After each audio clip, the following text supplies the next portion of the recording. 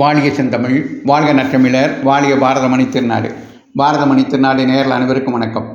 தென்றல் அசைந்து வரும் தென் தமிழ்நாட்டில் அமைந்த திருக்குற்றாலம் மலைவளம் படைத்த பழம்பதியாகும். அங்கே கோங்கும் வேங்கையும் ஓங்கி வளரும், குரமும் முல்லையும் நறுமணம் கமழும், கோலமாமையில் தொகை விரித்தாடும், தேனுண்ட வண்டுகள் தமிழ் பாட்டி செய்க்கும். இத்தகைய மலையினின்றும் விரைந்து வழிந்து இறங்கும் வெள்ளருவி வட்டச்சுனையிலே வீழ்ந்து பொங்கும் பொழுது சிதறும் சிறு நீர்த்திவளைகள் பாலாவி போல பறந்து எழுந்தும் அஞ்சினோடு சேர்ந்து கொஞ்சி குழாவும். இத்தகைய சொக்க வைக்கும் தமிழ்நடைக்கு சொந்தக்காரர் சோலியின் செல்வர் டாக்டர் ராபி சேதுப்பிள்ளை அவர்கள். 8ஆம் வகுப்பில் படித்தது இன்றும் எனக்கு நினைவிருக்கிறது என்றால் அது எத்தகைய தாக்கத்தை என்னில் ஏற்படுத்தியது என்றால் அதற்கு அவருடைய உரைநடையே காரணம்.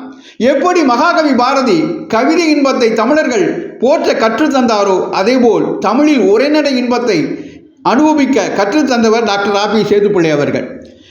அவருடைய பிறந்த நாள் இன்று 1896 மார்ச் 2 திருநெல்வேலி மாவட்டத்தில் உள்ள ராஜவல்லிபுரத்தில் பிறவி பெருமாள் பிள்ளைக்கும் சொன்னாம்பாள் அம்மையாருக்கும் மகனாக பிறந்தவர் டாக்டர் ராபி சேதுப்பிள்ளை.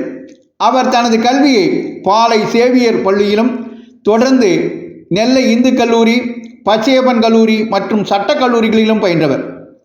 பேச்சாளர், எழுத்தாளர், வழக்கறிஞர், பேராசிரியர், பொதுப்பணி என பன்முகத்தன்மை கொண்டவர்.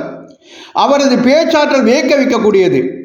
அதிலும் குறிப்பாக கம்பரசம் எழுதி கம்பராமாயணத்தையும் பெரிய புராணத்தையும் தீயிட்டு கொளுத்த வேண்டும் என்று பேசிய திரு CN அண்ணாதுரைக்கு எதிராக கம்பன் நாட்டாழ்வாரை கம்பனை உயர்த்தி பிடித்து அவர் புகழை நிலைநாட்டியவர் டாக்டர் ராபி சேதுப்பிள்ளை அவர்கள்.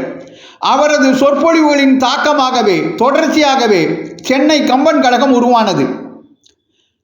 அவரது தமிழ் இன்பம் நூல் 1955ஆம் ஆண்டு சாகித்ய அகாடமி விருது பெற்ற முதல் தமிழ் நூல் என்ற பெருமை பெற்றது. சொல்லின் செல்வர், இலக்கிய பேரறிஞர் என்னும் பட்டங்கள் பெற்றவர்.